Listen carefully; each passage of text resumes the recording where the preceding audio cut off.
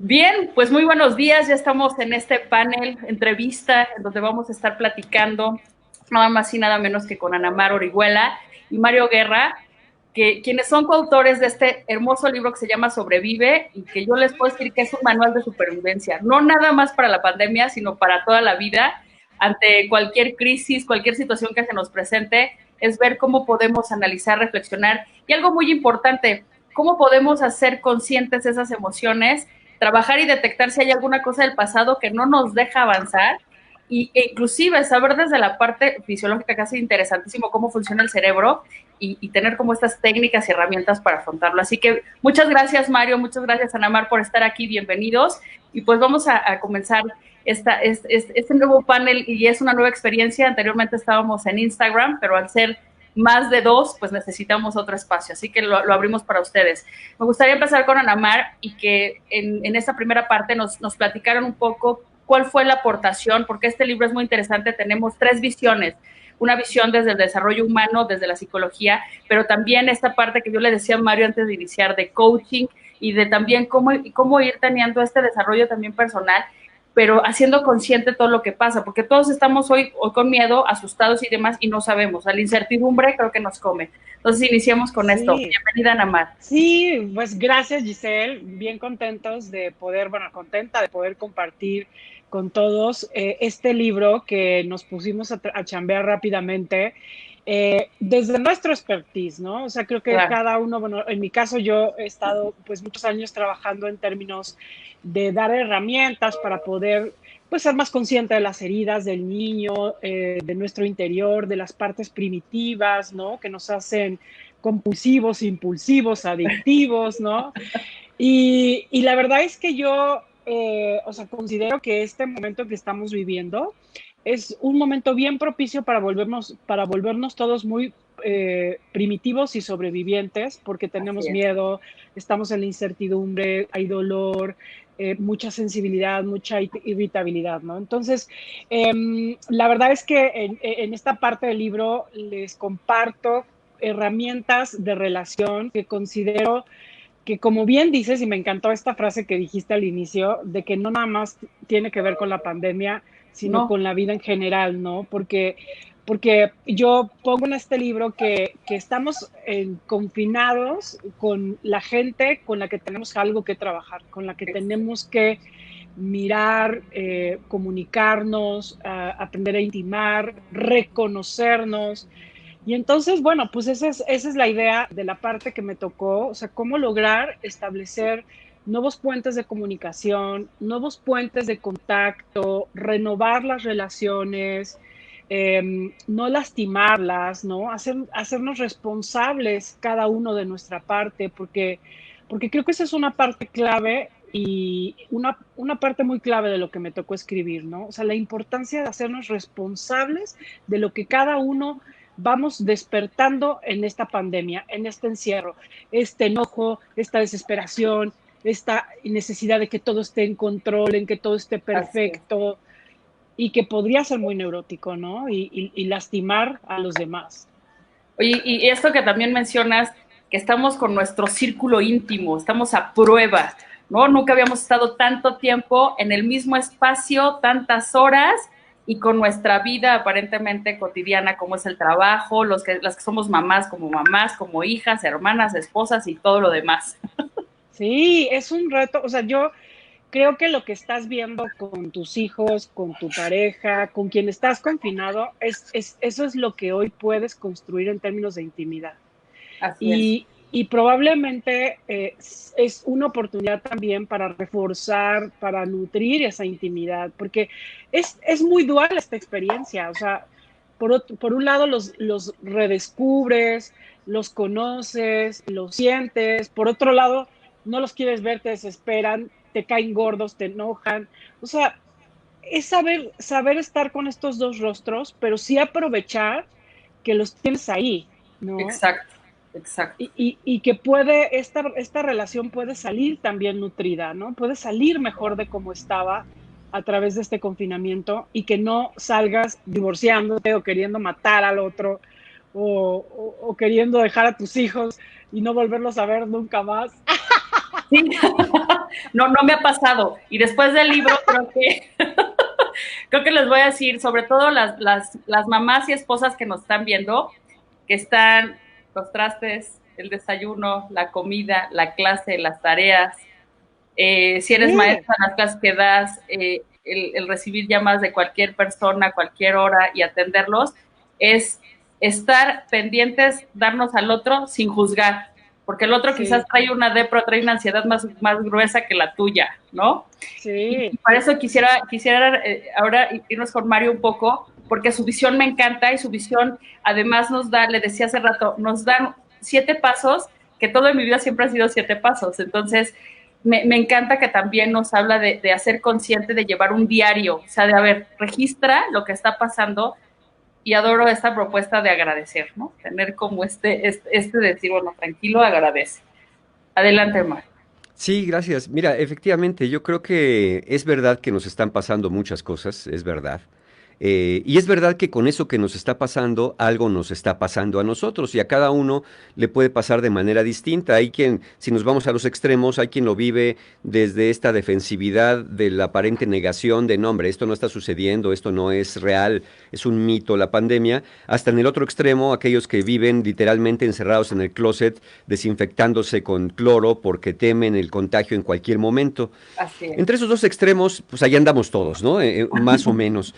Entonces, yo creo que ya tenemos mucha conciencia. A veces ya somos víctimas de esta infodemia, ¿no? Esta epidemia Tal de cual. información también, donde me decía ayer un paciente, me decía, Mario, es que ya no sé si leer noticias o no, porque entre las de salud, entre las económicas, entre las políticas, ya no sé qué hacer, me siento muy angustiado. Y le digo, mira, creo que modera un poquito esa parte, Así porque es. al final como dije, es cierto que nos están pasando cosas, pero también es cierto que hay cosas que no nos están pasando. Es decir, hay cosas que en nuestra vida siguen bien. Sobre todo si hemos estado a resguardo, sobre todo si hemos estado más o menos en este espacio de casa tratando de estar mejor. No hay una garantía absoluta, porque ya hablamos un poquito antes de entrar, como a veces uno cuidándose tanto y si en una vida tan sana pueden pasar cosas, pero sin embargo, minimizamos el riesgo Así y es. voltear a ver lo que tenemos bueno con este diario de gratitud, por ejemplo. ¿Qué cosas puedo agradecer? Habrá personas que digan, no hay nada que agradecer. No, pues hay muchas cosas que agradecer. Agradece que todavía tienes una casa, agradece que no estás contagiado, agradece que hay muchas personas que quieres que están más o menos bien. Hay mucho que agradecer en un día ordinario y esta parte, también este libro nos lleva justo a eso, a buscar cómo sobrevivir a la parte aguda de la pandemia, porque sin sobrevivir no hay un mañana.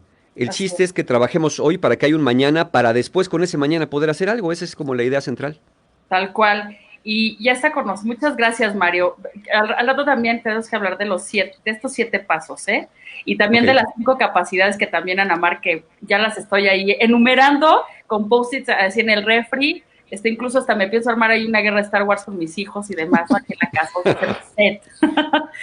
Y es momento ahora de presentar al doctor Eduardo Calixto, que bueno, él la visión que les mencionaba hace rato en la introducción a este panel es que justo él nos habla desde la parte, o sea, más fisiológica del cerebro. Me encanta cómo arranca su capítulo, que es ahí, ¿no? ¿En dónde está el miedo y la ansiedad? En el cerebro. Y entonces nos empieza a desmenuzar qué es la ansiedad, qué es el miedo, qué es el estrés. La verdad es que nunca había tenido la oportunidad de estar con un texto que me explicara exactamente qué pasa con la oxitocina, pero entonces también, y qué sube y qué baja. Yo decía, bueno, hasta parece una receta, ¿no? Que pareciera que es sencillo, pero es más complejo. Así que me encantaría, porque ya les dije hacia el inicio, doctor, que más que ser una guía para enfrentar el COVID, les digo que es un manual de supervivencia en la vida, ante cualquier situación que nos lleve a no saber qué va a pasar. La incertidumbre creo que es de las cosas, como no tenemos el control, es de las cosas que más nos asustan. Así que me encantaría que nos comparta cuál es su visión dentro de este capítulo que está en este libro hermoso de Sobrevive. Pues yo estoy muy honrado por la invitación y poder nuevamente platicar con mis queridos y admirados coautores. Gracias. Yo realmente estoy muy contento de que esta obra pudo haberse realizado, porque imagínate nada más cuando a un científico le dicen que va a escribir y en paralelo está con dos monstruos, en el buen sentido de la palabra, que hacen y tienen un acercamiento clínico y que además tienen una convicción también de hacer las cosas demasiado claras, que después de que terminas de leerlos dices, bueno, me queda muy la precisión con lo que dice Mario, con lo que Ana Mar describe. Este punto que tú mencionas, ahora me voy a mi parte a nivel cerebral, Sí. resulta muy convincente de que la gran mayoría de las cosas las hacemos muy semejantes. Nada más que como las vamos adaptando, pues uno cree que lo propio vale más.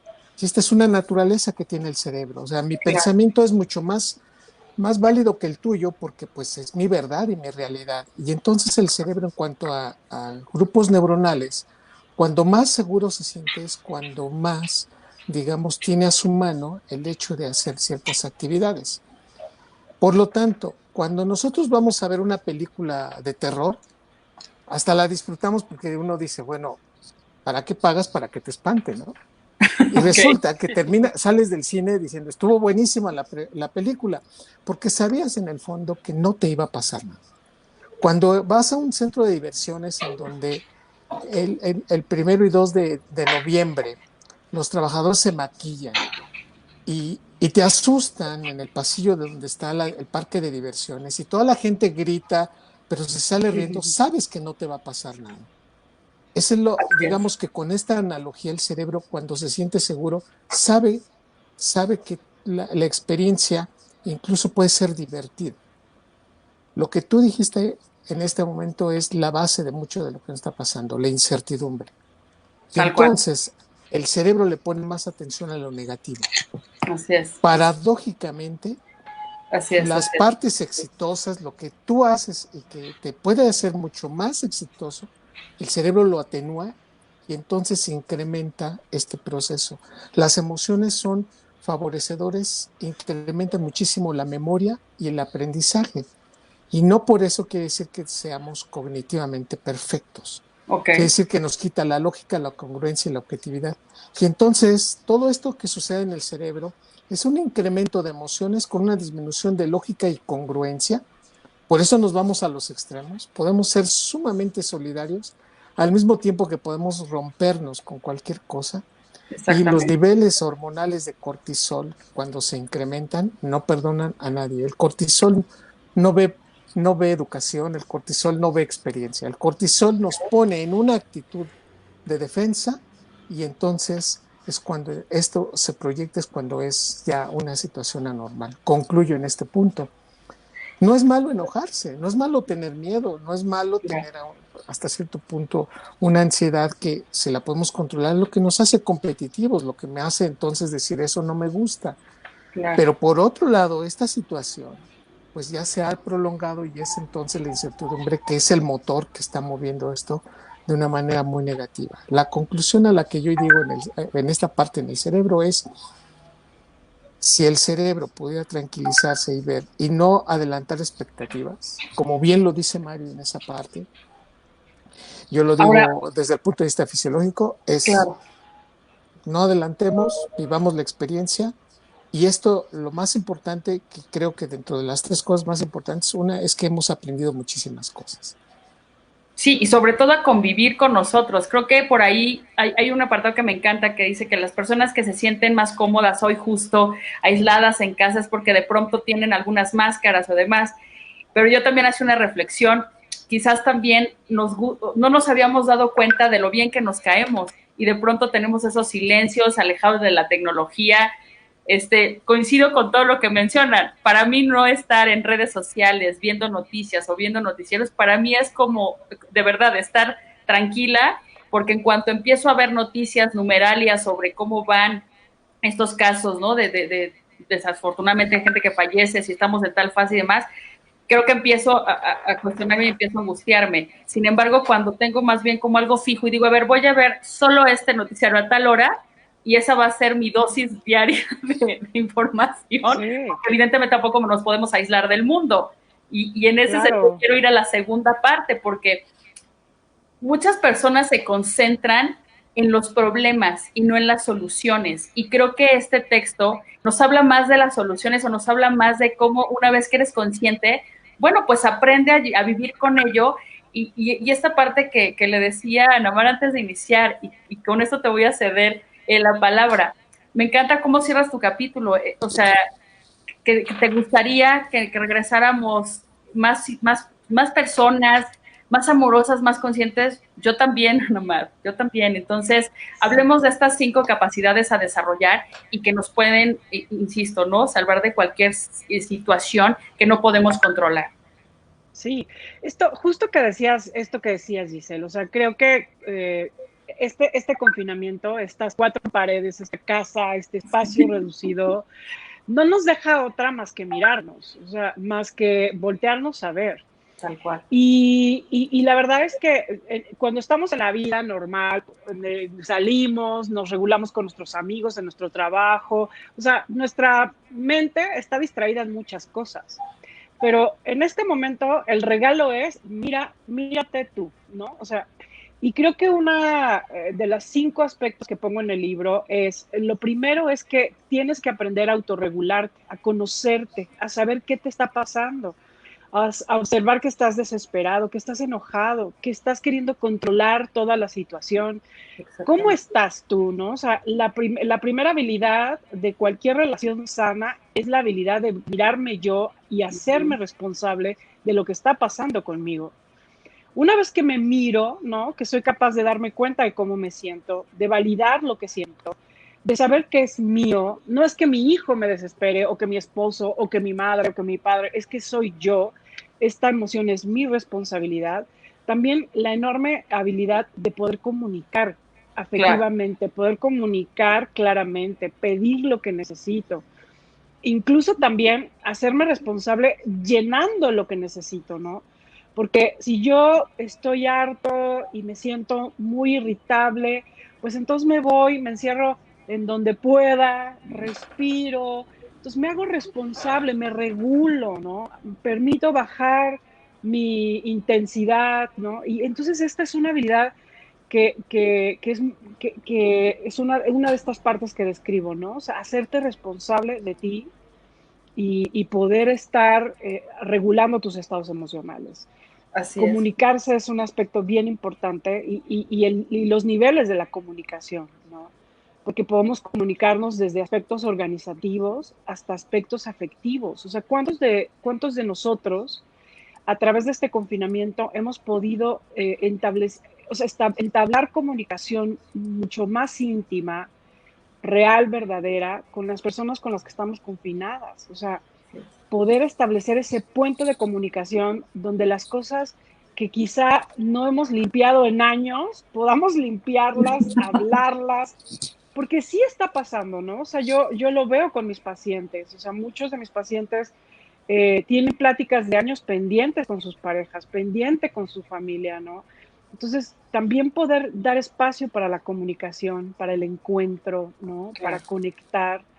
Y bueno, o sea, creo que, o sea, sí podría ser, no es descabellado pensar que podríamos salir más cercanos y con aspectos limpios de las relaciones que vamos teniendo de nuestro círculo más íntimo, ¿no? Por supuesto, estoy completamente segura. Y en el caso de Mario, por su parte, nos da estos 7 pasos que tengo que quisiera que nos ayudaras a desglosarlos, porque a mí por lo menos me hacen más consciente. Hay cosas que ya las sabes intuitivamente, hay cosas que por personalidad también ya las tienes. Hay personas que preferimos sonreír a enojarnos, porque sabemos que enojarnos siempre nos lleva a un problema y es como una bola de nieve, ¿no? No les ha pasado que se juntan así como si fuera un diurex y todo se pega y sale mal. Entonces, creo que para los que no, y que no, o sea, que sí les gusta, porque hay gente que, yo digo, son como de los que les gusta la nubecita gris aquí arriba, que diario les llueva, ¿no? Y demás, pues ayudarlos con estos 7 pasos, ¿no? Para, pues, disminuir esas tormentas en sus vidas.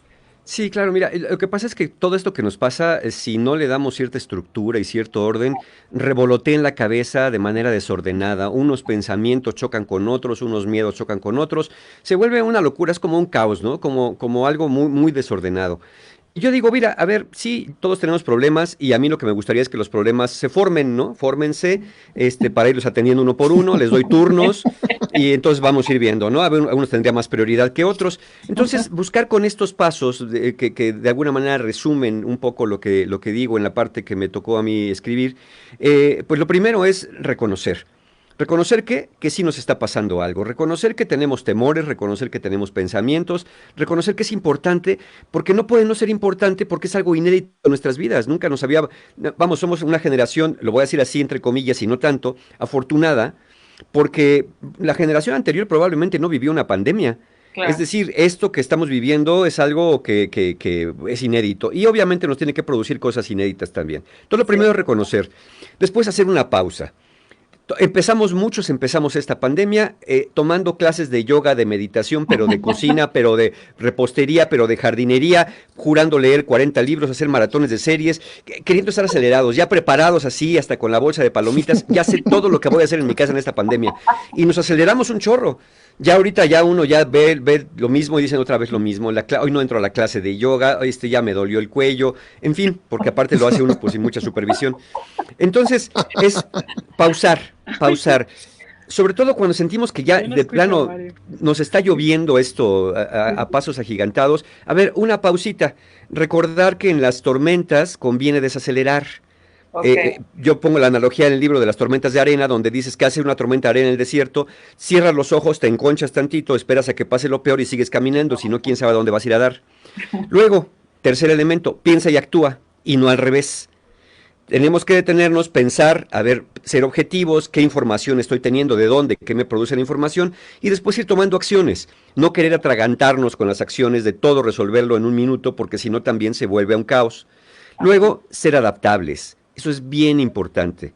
Adaptarnos a los vientos. Yo digo, es a veces volvernos aerodinámicos. Ok. Lo aerodinámico no hace resistencia al viento. Y hacer resistencia a la pandemia, al confinamiento, a lo que está pasando, es garantía de sufrimiento. No se trata de colaborar con el virus para infectar a otros. Se trata nada más de tener esta parte de poder adaptarnos a los cambios, a lo que ya viene también, que se llama la nueva normalidad. Después, 5, asumir las pérdidas. Va a haber pérdidas, ya las está viendo. Pérdidas de rutinas, pérdidas de hábitos, pérdidas de sentido de seguridad, de confianza. Entonces, asumir si hay cosas que ya no van a ser, que iban a ser, que ya no van a ser, cosas que ya no van a ser como iban a ser, y cosas que no iban a ser, que ya están siendo, como esta entrevista, por ejemplo, como este libro, por ejemplo, que nunca hubiera visto la luz si no hubiera sido gracias a la pandemia. Y el penúltimo, restablecer el contacto. Muy probablemente no hemos tenido contacto directo con muchas personas, pero en la medida de lo posible y en cuanto eso sea posible, tratar de restablecer un contacto real, físico, con las personas más queridas, con los amigos, de la manera más segura posible. Y todo eso finalmente se cierra en el último paso, que es mantener la esperanza. Y yo lo resumo en esto, sostener una creencia, que todavía no sabemos cómo, que todavía no sabemos cuándo, pero que de esto también vamos a salir. Y eso es lo que nos va a ayudar a tener esta esperanza, que no es una fe ciega, sino es una No. esperanza de que si no regresamos a la normalidad anterior, porque esto no nos permite hacerlo, nos adaptaremos a la nueva normalidad, cualquiera que esa sea, porque finalmente los seres humanos hemos sobrevivido a través de adaptarnos, igual que muchos seres, los que mejor se adaptan, son los que más lo llevan bien en todo esto. Así es. Y además es por evolutivo, ¿no? Hasta en historia y todo. Siempre ha sido así, ¿no? Los que mejor Dar se adaptan. Darwin no mentía Darwin en ese Creo sentido. que no, ¿eh? Creo que era Sí, algo brillante ese señor. así es. Algo de cierto tenía. Y por eso, bueno, ahora me encanta poder platicar con el doctor Eduardo, sobre todo por esta parte en específico del cerebro, ¿no? Y su evolución, o sea, de cómo, me encanta, de verdad, doctor, cómo defines angustia y por qué se genera y qué la reduce. Porque, ¿verdad? Lo cuentas de una manera tan, pero, o sea, tan, no, ¿cómo se dice? Tan explícito, o sea, todo el mundo lo puede entender, o sea, entender, accesible. Entonces, me gustaría en esta segunda sección contigo que nos, o sea, justo, ¿no? Nos hablas de las diferencias entre ansiedad, miedo, estrés, que muchas veces Sí. las personas los asumimos como lo mismo y cómo los vamos reduciendo, ¿no? Cómo los hacemos conscientes, qué los provoca y cómo los podemos atender o disminuir. Cuando uno hace un análisis del cerebro, si esta situación la hubiéramos vivido hace 20 años, Sí, estaríamos hablando en un terreno de la ciencia ficción. Ok. porque dirían, eso no es posible. A ver, ¿cómo se mide? ¿Y qué áreas del cerebro? Yo, cuando hacemos un análisis de ciertas actividades que tiene el cerebro y lo vemos a través de resonancia magnética, Sí, esto quiere decir abiertamente que podemos medir qué áreas del cerebro están consumiendo más oxígeno y más glucosa. ok. Por lo tanto, si yo le digo a alguien que haga una ecuación matemática, puedo ver qué áreas del cerebro se están conectando, o alguien que está hablando, o alguien que está pensando en una imagen religiosa, por ejemplo, se puede analizar. Todo este proceso hoy lo podemos medir en condiciones tanto de normalidad, o sea, digámoslo de lo que es más común con Sí, sí, sí. respecto a cuando ya estamos en una situación que nos afecta. Y podemos hacer protocolos de investigación de una manera tan hermosa que uno puede darse cuenta cómo empezamos a disfuncionar si en un momento dado estas áreas empiezan a sobreactivarse más. Pues bien, tenemos un área de interpretación de emociones. Aquí la necesidad de vernos, de estar cerca, es fundamental. Claro. Una de las cosas que nos trae digamos, estas comunicaciones, de vernos ahorita al mismo tiempo los cuatro, bueno, Ana Mar se fue ahorita a desayunar, pero estamos ahorita los tres aquí en la Ya está aquí, ya cámara. está aquí. Ah, Oh, ya está perdón, aquí. ya no hablo mal de Ana Mar. Entonces, el asunto es que el cerebro necesita vernos realmente a los ojos para determinar y eso darle una, digamos, cuantificación de la emoción de quien tengo enfrente. Claro. Si alguien me cierra los ojos o me empieza a mover la cabeza, eso poderosamente al cerebro le llama más la atención que alguien que se sonríe conmigo y me empieza a decir que sí. Ok. Entonces mi cerebro ubica rápidamente a la persona que no está de acuerdo conmigo. Esa área del cerebro se llama giro del cíngulo.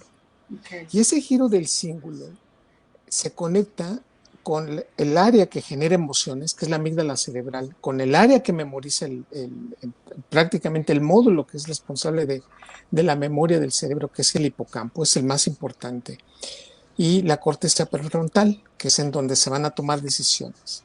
Digámoslo de una manera, en la evolución ontogenética de nuestro cerebro, quiere decir nuestra propia evolución, Sí, sí, sí. una etapa crítica de nuestra vida es entre los 7 y 11 años de edad. Ok. Porque entre los 7 y 11 años de edad, hagan de cuenta que se quitan la circuitería que teníamos en los primeros años de vida para poner nueva, Ok. para conectar nuevas neuronas y esto garantizar una mejor información, porque nuestra vida en la infancia sí cambia significativamente a partir de las hormonas y la adolescencia sobre la experiencia de una independencia que ya se empieza a buscar. Ok. De tal manera que de todas estas áreas, la última que en conectarse, en madurarse, es la corteza prefrontal, la parte más inteligente de nuestro cerebro. Es la que Ok. toma decisiones, es la que dice, sí, no mientes, madre, ¿no? Pero yo sí quiero así, pero no ahorita, ¿no? Ok. Este tipo de cosas, entonces hace perfectamente entendible que si entre los 7 y 11 años de edad una persona ve violencia, se trastocan, las redes neuronales se empiezan a modificar. Y hoy lo que vemos a través de estudios de resonancia magnética es cómo esas áreas no están activas o Ok. están sobreactivadas con respecto a una persona que ve un problema y dice, bueno, tengo la capacidad de resolverlo, me siento bien al tener digamos, este nuevo desafío. Y hay personas que se caen, ¿no? con algo menos. Esto quiere decir que solemos, y de nuevo, en ciencia no hay determinismos, pero la gran mayoría de los cerebros humanos así funcionamos. Si vemos violencia, repetimos violencia en la etapa adulta. Si vemos mentiras, repetimos mentiras. No las mismas. Solemos adaptar mentiras para salir más rápido de ciertos problemas. Pero también si vemos abandono, la etapa crítica es en donde se aprende esto. Cuando uno ve esto, entonces si ahora tenemos un estímulo que va a detonar en este ejemplo, en los cuatro, una sensación de miedo, la objetividad con la que vemos es totalmente distinta por momentos. Y entonces, aunque podamos tener miedo, mi miedo no es el mismo que puedes tener tú o el de Mario, ¿no? Y sin embargo, si los cuatro estamos juntos, el que tenga más miedo nos los va a contagiar a los cuatro. Le Claro. otorgamos a él así de, vas, ¿no? O sea, y empezamos a ver cómo él automáticamente empieza a generar, ¿no? La sensación de que pues, el miedo en él lo atrapa y solemos también tener, digamos, elementos de copiado. Yo en Wow. el libro lo pongo de esta manera, el miedo está en el presente, porque lo puedes ver, lo puedes medir. En cambio, la angustia es un proceso que ve a futuro, que normalmente no sabemos a lo que nos vamos a enfrentar, pero está ahí, está amenazante. Y entonces la gran diferencia de esto es verlo, palparlo. O sea, no tengo dinero, eso es contundente. Pero si en el futuro digo, es que tampoco voy a tener dinero, ahí sí ya no podría yo decirte, bueno, ¿qué te puedo decir? A lo mejor puede ser que lo tengas, pero a lo mejor no. Ante esta circunstancia, el proceso de angustia nos acompaña y prácticamente son las mismas redes implicadas. Sin embargo, el proceso es verlo a futuro. Finalmente, el procesamiento que todos tenemos en cuestión de un problema es liberar muchísima adrenalina de principio, nos ponemos mucha atención y nos hacemos completamente monotemáticos, que eso es algo también muy interesante de lo que hace la adrenalina. Yo te quiero platicar de qué le pasó a mi coche y tú, sí, espérame, pero ve lo que está pasando, eso es lo más importante. Nos hacemos monotemáticos y queremos darle solamente una solución. Y nos hacemos, por ejemplo, obsesivos por cierto momento. Eso es lo que nos hace la adrenalina.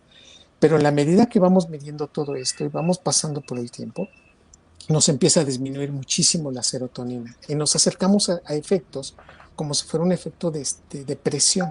Claro. Esto es lo malo y esto es ya lo que nos acerca a estados patológicos. Y luego el cortisol se incrementa, no te digo, ya todo y cualquier detonante en estas condiciones es amenazante. Y nos cuesta trabajo irnos a dormir porque estamos activos, sobreactivados en esta dimensión. Y cualquier estímulo nos despierta a las 2 o 3 de la mañana pensando que ya son las 6 y nos cuesta a algunos volver a meternos al mismo proceso de descanso. Con todo esto se empieza a trastocar la memoria, que es el primer factor. Hoy, yo te puedo decir abiertamente, se nos empiezan a olvidar las cosas a corto plazo. Oye, ¿cómo se llama esta muchacha bonita, la guapísima que escribió el libro? Ay, se llama Orimar, ¿no? Anamar. Se te olvida, Anamar. Ah, sí. Y es el estrés constante. Dice, oye, pues es tu amiga. Pues sí, pero es mi estrés. Que entonces está implicando que redes neuronales que iban a entrar se vayan hacia abajo, disparen con un umbral distinto sobre lo que consideramos que es más importante. Esto es lo que nos ha venido a interpretar, ella sobreinterpretar y a cambiar muchísimo la manera como hoy estamos valorando muchas palabras, incluso ademanes, que antes ni los veíamos y hoy abiertamente pues sí logramos tener más, digamos, enfoque a cosas que no tenían importancia y ponemos la subjetividad tan importante para decirle, mira cómo me está contestando, no le saques el celular, nada más dijo que no iba a venir, pues sí, se está burlando, y está diciendo que desgraciadamente, qué mala onda, porque no, eso no te lo dijo, eso ya es interpretación tuya. Ya para terminar esto, yo siempre lo he dicho, nunca se discute por teléfono celular, jamás. Hoy, la gran mayoría de las discusiones, de 3 discusiones, 2 empezaron con lo que interpretamos en un mensaje de teléfono celular. Ok, me encanta porque una parte también que está ahí, de verdad, quienes nos están siguiendo ya llevan, ahorita son 811, bueno, está gente que nos está viendo. Hay muchísimas preguntas, quiero decirles, pero quiero decirles esta parte que también la abstraje y la mencioné al principio, para quienes se conectaron después. Es la conciencia de empezar a estar con el otro o hablar con el otro o whatsappearse con el otro o estar digitalmente con el otro sin juzgarlo, ¿no? Sin juzgarlo, sin prejuicios, sin adelantarnos, espérate, porque les digo, muchas veces está con una situación emocional, vamos a decirlo así, en desventaja el otro. Entonces, pongamos ahorita tregua estas discusiones ya que estemos de frente y resolvamos. Les decía a unos alumnos hace unos días, sean parte de la solución y no del problema, chicos, porque ahorita no tenemos tiempo ni siquiera para discutir. Exacto. Ahora, ¿les parece bien que iniciemos con las preguntas? Porque no vamos a acabar, o sea, estamos subiendo 802 vistas, bueno, esta es una locura, pero bueno, estamos subiendo aquí a más preguntas. Hay una primera pregunta que dice Claudia Hernández Rueda, buenos días, por favor, consejos de qué hacer cuando ya perdiste un amigo o familiar por COVID y existe el miedo de presentar un futuro contagio porque hay muchos sentimientos encontrados. ¿Les parece que uno de ustedes diga, yo la contesto para no tardarnos más y dar respuesta a los demás? ¿Quién Muy quiere bien. hacer esta pregunta? Yo voy. Venga, Yo voy Ana. porque he estado muy callada. Oye, yo no los escucho, yo no escucho a Eduardo ni a Mario, pero bueno, ¿No? si ellos me perdí todo lo que dijeron. ¿No se Por eso escuchan? dije, mejor me voy, porque no es cierto, A mí sí me señal. escuchas, Ana Mar. Yo te escucho a ti perfecto, pero no he sabido lo que dicen Mario y En Eduardo, y me conclusión, quedo con mi carita de... que eres la chica guapa de coautora de Sobrevive. En resumen. De verdad, de verdad, y está grabado. Perfecto. Está grabado para que veas que sí lo dije. Lo dijo el doctor Eduardo. Pues justo, no escuché, así que... Te voy a Si no mandar escucha, ese no pedacito. vale. Exacto. Sí, perfecto, buenísimo. Así que bueno, yo voy a hacer carita como de que, sí, el doctor está diciendo algo muy importante, pero no lo estoy escuchando. Ahorita voy a checar qué pasa. Bueno, pero yo quiero contestar, creo que todos hemos perdido y ganado. Y hemos perdido en distintos niveles, ¿no? Hay quienes han perdido sus amigos donde compartían en su escuela, estos momentos donde comían, sus compañeros de trabajo, familia, amigos muy íntimos que ya no puedes ver. O sea, no poder tener este vínculo, esta cercanía, este contacto, esta cotidianidad, estos hábitos que conformaban tu vida y de pronto hacer un cambio tan drástico son pérdidas. Claro. Y claro que primero todos tenemos que entender que está bien estar tristes, está bien sentirnos nostálgicos, anhelar a lo que teníamos, ¿no? Y por supuesto, mucho más para todas aquellas que han perdido un ser querido porque murió y porque ya no lo va a ver. Entonces, creo que todos estamos experimentando un nivel de tristeza en una medida y eso está bien. Creo que somos una cultura que solemos no querer estar tristes, pensar que algo está mal por estar tristes, que nos vamos a quedar así, ya, personas tristes, ¿no? Y no, o sea, la tristeza tiene la función de desapegarnos, de desahogar, de adelgazar el vínculo, ¿no? De despedir, de soltar. Entonces yo creo que yo lo que te recomendaría es que te des permiso de vivir tu duelo, Okay. de sentir tu tristeza, seas compasiva contigo misma, acompañante de tu pérdida. Probablemente también podrías hacer, claro que sí, ejercicios de, si no pudiste despedirte, pues a lo mejor escribirle una carta, ¿no? Agradecerle aspectos que compartieron en esta vida. Eso es un ejercicio que hay que hacer. Mucha gente está perdiendo familiares y personas amadas sin poderse despedir. Entonces tiene que vivir su propio duelo. O sea, para el cerebro no hay ninguna diferencia en que tú escribas una carta y se la leas en voz alta pensando en que esa persona está ahí. Y para el cerebro es como si esa persona estuviera ahí, ¿no? Y entonces hay que intentar apoyarnos. Lo primero es saber que está bien estar triste y que la tristeza es sana cuando nosotros hemos perdido aspectos que nos eran personas o situaciones o hábitos que nos eran importantes y acompañarte en esa vulnerabilidad, ¿no? O sea, un día eso va a ir sanando poco a poco. Así es. Eso es lo que yo les diría. Muchas gracias, Ana Mar. Vamos ahora con otra pregunta de Adriana Loaiza y dice, ¿cuál fue el motivo de emplear otras voces para su audiolibro? Creo que amamos sus voces. ¿Por qué en el audiolibro no hablaron ustedes? Porque justo en esta pandemia no pudimos asistir a los estudios de grabación y los narradores profesionales, que lo hacen muy bien, por cierto, lo hacen desde su casa. Generalmente un narrador profesional tiene su estudio en su casa donde ya puede grabar. Y esa fue la razón. Nos hubiera encantado a nosotros también poder hacerlo con nuestra voz, pero es un efecto colateral de este tema de la pandemia. Y un saludo a mi querida Adriana Loaiza, por supuesto. Ay, qué bonito. Bueno, ya habrá tiempo de que hagan una edición especial en audiolibro. Seguro que sí. Hasta con chistes y toda la demás. De aniversario y todo, sí, claro. Exactamente. Edición post-pandemia. Exactamente, post-pandemia. Me gusta. Adaptación para la vida cotidiana. Sí. Ay, ya escucho. Ay, qué bien, ¿eh? Qué Hemos bien. vuelto a la vida, sí. O sea, ya me he vuelto a la vida porque Era por si decían algo que no estaba a tono. Exactamente. Era para Exacto. modular el ambiente, Ana Mar, me descubriste. Bueno, Ok. vamos ahora a Pamela Herrera. Dice, hola, quisiera que nos compartieran cómo han vivido el tema estrés laboral en tiempos de pandemia en alguna bibliografía. Si tienen alguna sugerencia de esta cuestión de cómo manejar el estrés en tiempos de alguna pandemia. ¿Alguien que quiera contestar? Pues mira, yo no sé, no creo que haya un texto, una literatura de cómo manejar el estrés laboral en pandemia, porque tenía más de 100 años que no estábamos en pandemia.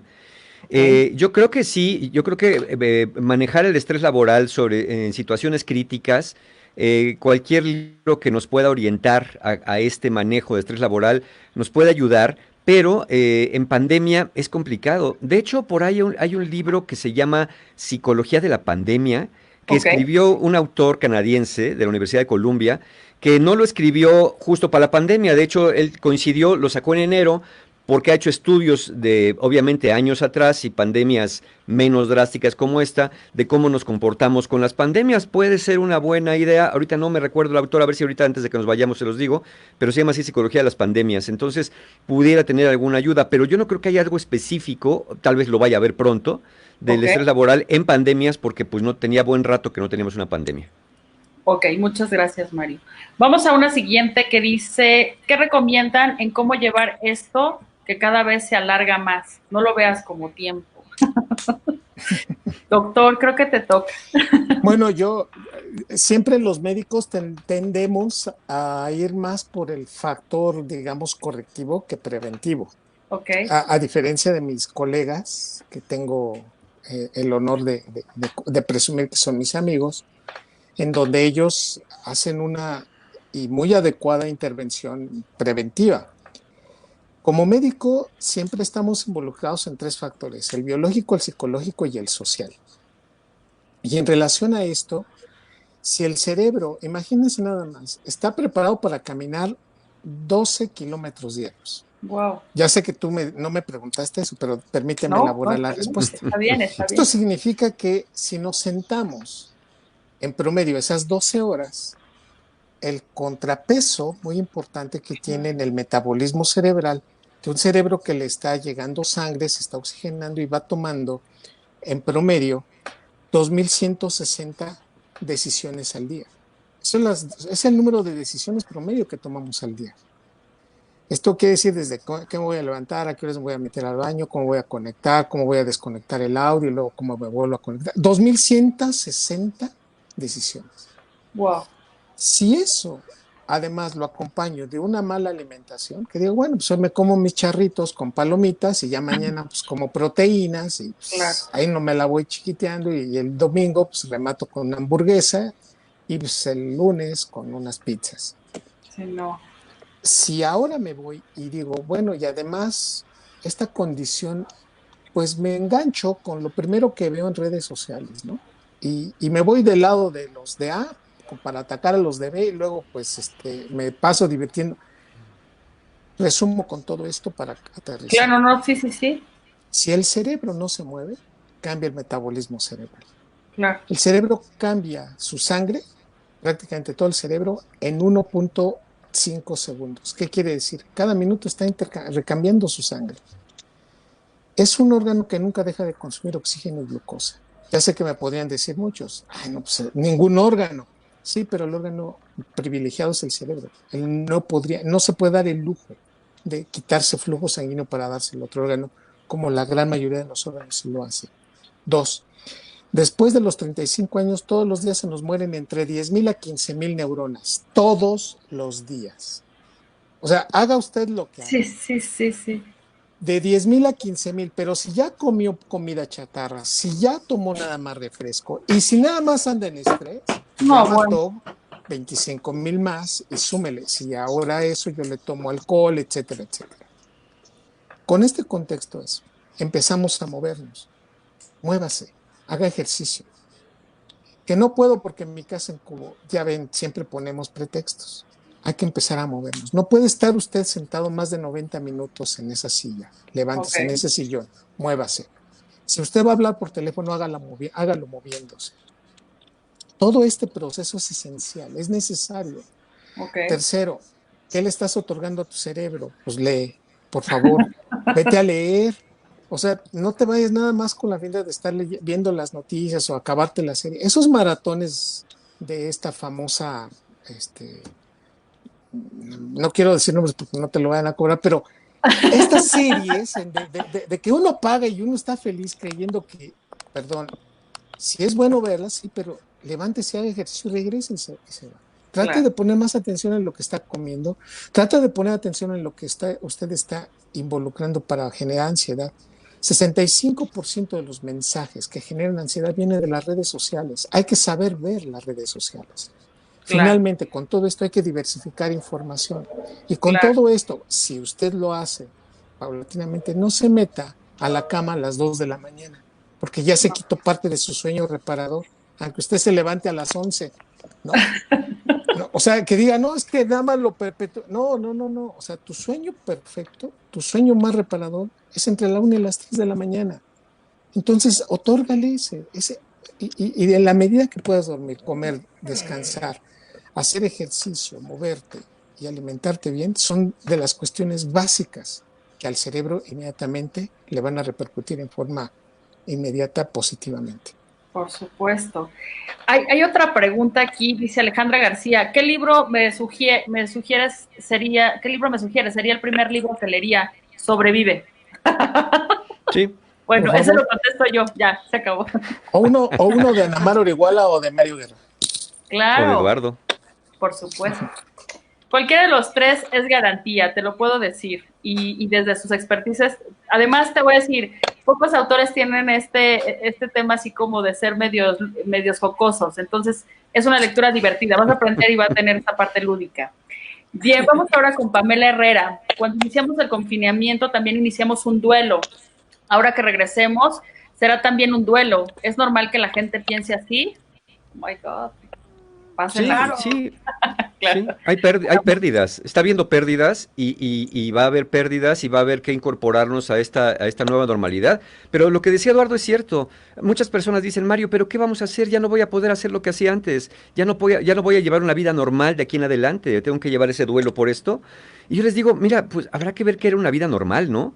Porque si una vida normal era tomar refresco, nada más tomar whisky en lugar de agua, comer comida chatarra y no hacer ejercicio, No, bueno. tal vez no era una vida tan normal, tal vez la vida que vayamos a llevar ahora, cuidándonos más, sea una vida mucho más normal que la que llevábamos, pero en tanto nos estemos resistiendo al cambio, resistiendo a entrar a esta nueva normalidad, lo vamos a sufrir más.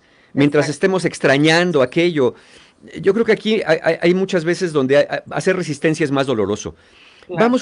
Vamos fluyendo con curiosidad hacia lo que viene y adaptémonos a eso y a lo mejor encontramos una nueva normalidad mucho más sana y más eficiente que la que traíamos años atrás. Me encanta. Ana Mar, esta pregunta es para ti. Lore Saldívar, ¿cómo trabajar en las emociones de los niños ante el encierro? Y ahí me incluyo en esa pregunta.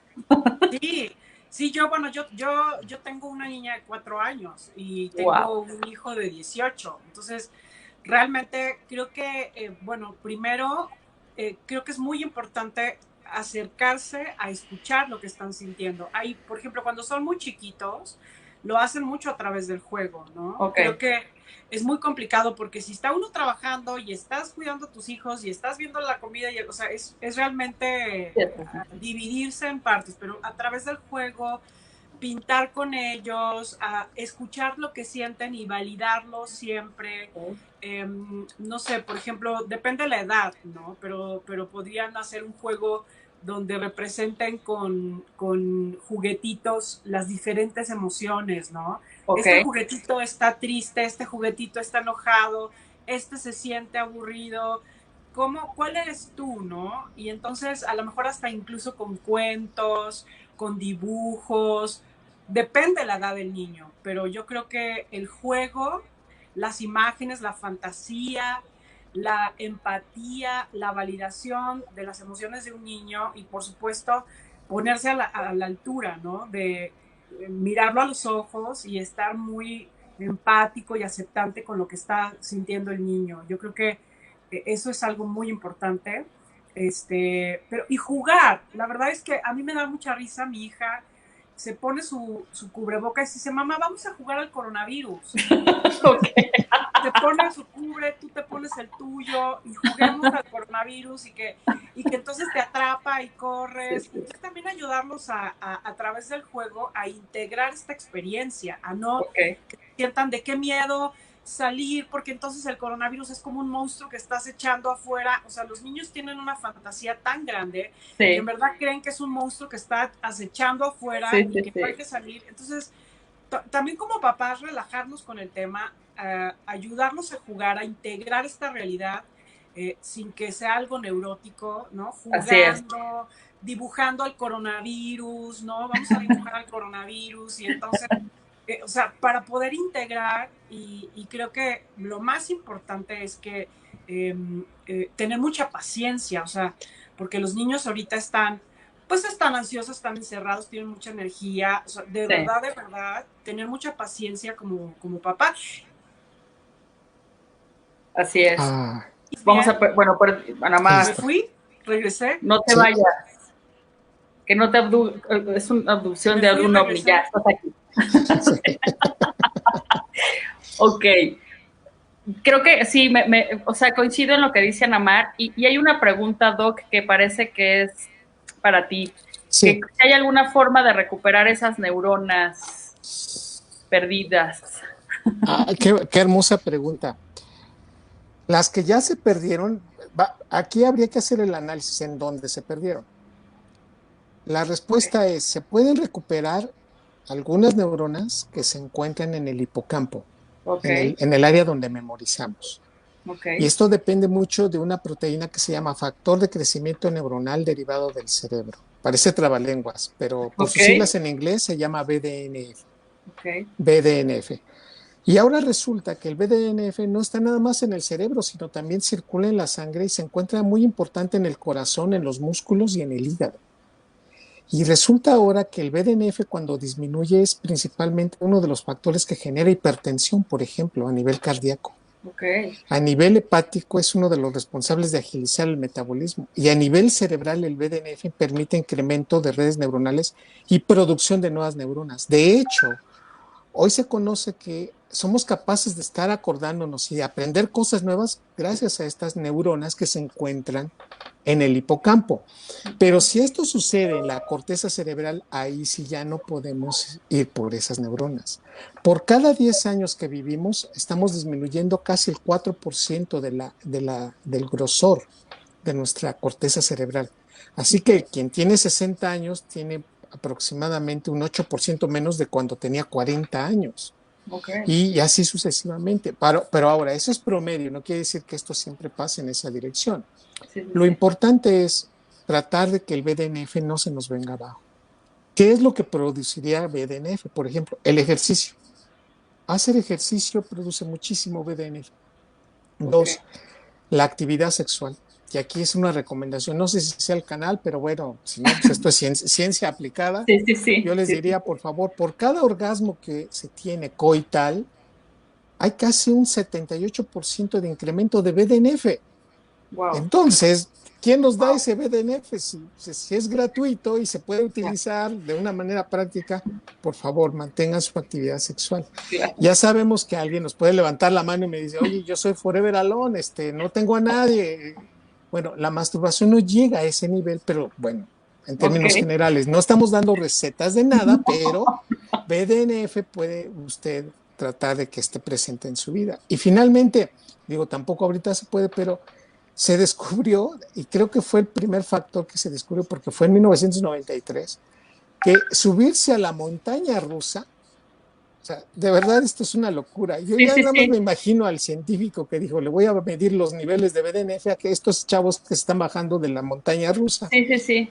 Exponernos a la montaña rusa a situaciones extremas puede incrementar BDNF de una manera muy importante. Tiene lógica biológicamente cuando nos exponemos a situaciones fuertes, ahí puede hacerse la producción de BDNF. Por lo tanto, yo reitero, pues esta situación asociada a hacer ejercicio, asociada a comer bien y asociada a tener creatividad, lectura y llevar una calidad de vida, creo que puede ayudar mucho. Incluso creo que es en tu apartado donde hablas de tomar clases, de tocar un instrumento y leer, ¿verdad? Por ejemplo, yo recomiendo aprender de 2 a 3 cosas nuevas al mes. Esa sería una nueva tarea de lo que viene con la nueva normalidad. Si alguien me dice, ¿pero por qué? Porque realmente eso ayuda a disminuir mucho de estos factores de pérdida neuronal. El hecho de que te pongas a aprender a tocar un instrumento, a leer cosas nuevas. Yo sé que mucha gente dice, chango viejo no hace maroma nueva. ¿Qué cree? Hoy le tengo que decir que con evidencia neurocientífica le puede generar una mejor salud mental. Wow. Así que a tocar la guitarra y a aprender nuevas cosas. Por ejemplo. Muchas gracias, doctor. Mario, hay una pregunta aquí de Valgui Mañedú. Dice, ¿cómo tratar la angustia de los adultos mayores por vivir este encierro y cambios de hábitos? Sí, yo creo que es como el primer paso, de los primeros pasos que dimos en los 7. Uno es conocer qué específicamente les está produciendo esa angustia. Uno pensaría que es por la edad, uno pensaría que es por el futuro, uno pensaría que es por el contagio o por los demás, pero si uno no sabe qué necesita una persona, por ejemplo, ¿ustedes qué se imaginan, las personas que nos están viendo, que necesita una persona de 80 años en esta época de coronavirus?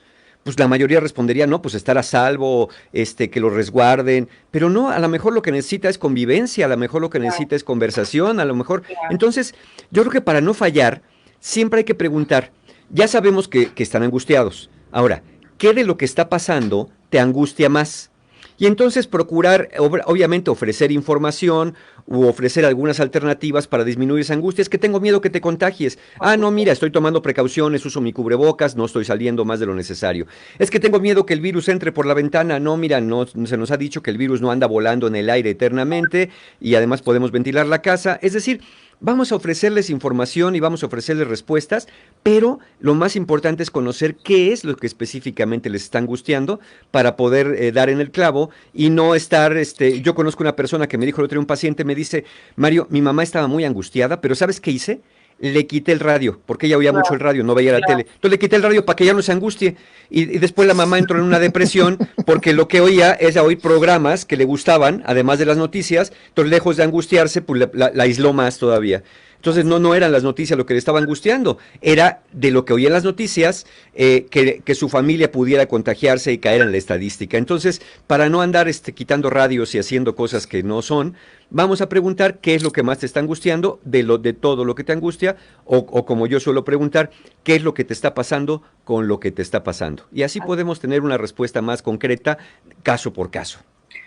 Oigan, muchísimas gracias. Son muchísimas las participaciones. Les estoy hablando de más de 336 aquí, personas que comentaron, preguntaron, hicieron cosas. En promedio tuvimos 770 conectadas, que es ahorita el número que tenemos. Entonces, para cerrar esto, me gustaría que cada uno diera como en un breve mensaje, pues yo ya lo dije, o sea, yo espero que lo tomen este texto, ya lo leí, lo releí, ya lo vieron antes de iniciar mis notas y todo, porque lo veo así, como un manual de supervivencia para la vida. Entonces, creo que puede ayudar a muchas personas, aquellas que son, al igual que yo, mamás, maestras, esposas, hijas, hermanas, madrinas, también cuando tenemos ahijados, también no hay que olvidar al ahijado, ¿no? O sea, todas estas relaciones, los amigos que están a distancia, reencontrarnos, hoy es mucho más fácil alimentar esas relaciones que quizás teníamos olvidadas y que hoy, que gracias a la tecnología, pues nos hemos reconectado paradójicamente, ¿no? Lo que no hacíamos en la normalidad, ahora en esta nueva etapa de confinamiento nos estamos conectando con todas las personas que estábamos alejadas de cierta manera. Entonces quisiera cerrar y que nos dieran sus datos de contacto, también los vamos a compartir sobre este streaming para que quien quiera contactarlos, pues pueda estar al alcance de ustedes. Muchas gracias. ¿Quieres empezar? Adelante, Eduardo, que Doctor, vamos alfabéticos aquí, claro. Pues yo comentaría primero que hay, digamos, algunos elementos que vamos a hacer y que no nos vamos a salvar de ello ahora que cambiemos nuevamente este proceso de una manera práctica para salir. Yo voy a insistir siempre que vamos a llevarnos las cosas buenas que aprendimos a las nuevas situaciones. Entonces, yo sí insistiría también en lo que dice mi querido Mario y Anamar. Si el agradecimiento pudiera medir la cantidad de oxitocina que liberamos y el beneficio que hacemos, de verdad, lo haríamos con más certidumbre y con más fuerza. Agradecerle a alguien por estar en nuestra vida, por el hecho de que sin ella no sería quien soy, eso podríamos intentar hacerlo. Y mi último mensaje en este contexto sería, yo les pediría que siempre analicen que vamos a ser más grande que nuestros problemas. Así es. Tenemos un cerebro tan maravilloso de 100,000 millones de neuronas con las que nacimos, 80,000 por ahí de las primeras experiencias de vida, y eventualmente hoy de adultos, que aún tenemos una gran cantidad de neuronas, 1.6 billones de neuronas funcionales, nos han dicho claramente todos este proceso de evolución, que por algo tenemos uno de los mejores cerebros. Así que pensar, irnos hacia abajo, se vale en el contexto de que podemos sentirnos vulnerables, pero no quedarnos en esa parte. Podemos pedir ayuda y tenemos a las personas que más queremos a nuestro lado. Y si estamos solos, se tiene usted para salir adelante. Tiene uno de los cerebros más privilegiados y más hermosos que en este mundo se tiene. Así que sea más grande, más inteligente y adáptese mejor a todo lo que viene. Muchísimas gracias, Doc. Muchísimas gracias. Adelante, Mario. Sí, y yo me tomo mucho de esto que dice mi querido Eduardo. Yo creo que muchas personas se preguntan, ajá, sí, bueno, ¿y cómo le voy a hacer para adaptarme? Pero yo creo que esa no es la pregunta correcta. La pregunta correcta es, ¿por qué no habríamos de poder adaptarnos? No piensen que tengo que hacer algo. A lo mejor tienen que dejar de hacer. A lo mejor tienen que dejar de decirse que no van a poder. A lo mejor tienen que dejar de decirse que lo que viene es muy complicado. Y porque la verdad no sabemos cómo es lo que viene, en qué áreas. Obviamente se presupone que en lo económico, obviamente que se presupone que en formas de convivencia, pero no necesariamente tiene que ser malo lo que va a venir. Puede ser difícil para muchos, sí, pero ¿cómo nos podemos adaptar? No, es ¿por qué no he de poder adaptarme? Porque los seres humanos nos hemos adaptado, nosotros mismos nos hemos adaptado a cambios. Cuando dejamos de ser niños y empezamos a ser adolescentes, hubo un cambio, una nueva normalidad, la nueva normalidad del adolescente, con un poco más de libertades, con un poco más de independencia. Después, cuando fuimos adultos y dejamos la casa parental, idealmente quiero pensar que después de los 30 ya la dejaron, dejamos la casa parental y dejamos de ser mantenidos para poder mantenernos nosotros, para poder formar una familia nosotros, eso fue también una nueva normalidad. Entonces, esto no es una novedad, esta nueva normalidad, nada más es abrazarla, ver qué hay y ver cómo nos podemos acomodar. Y este libro se llama Sobrevive porque es para eso, para sobrevivir, pero después de sobrevivir, tendremos que adueñarnos de la nueva normalidad. No podemos pasarnos la vida sobreviviendo nada más, sino acomodarnos, reclamar nuestro lugar en la vida y poder otra vez sentar las bases de una vida más tranquila dentro de aquello que vaya a venir, lo que sea. Entonces, creo que la pregunta sería, ¿por qué no hemos de poder? ¿Por qué no habremos de salir adelante de todo esto? Yo no encuentro ninguna razón, a pesar de que para muchos pueda resultar complicado adaptarse, porque todo proceso de adaptación lleva una curva de aprendizaje, pero eso hasta nos ayudaría a tener un cerebro más sano al aprender cosas nuevas, justamente sin querer, dentro de esta nueva normalidad. Pues muchas gracias a los dos, pedimos también a Ana Mar, y bueno, les vamos a compartir más sus datos en redes sociales y demás. Muchas sugerencias de que otra vez los volvamos a tener. Todos tienen libros a lo individual, así que ya los tendremos también a lo individual, porque ya vieron que son grandes conversadores y todos tienen algo que decirnos, que nos va a despertar. Así que muchas gracias nuevamente a todos también los que se conectaron. Y pues vamos a estar con más charlas con café a distancia, tanto en Facebook como en Instagram, que también son las nuevas formas de estar en contacto con ustedes, nuestros radioescuchas. Muchas gracias. Mi nombre es Gisela Escalante y fue un placer haber estado con ustedes. Muchas gracias.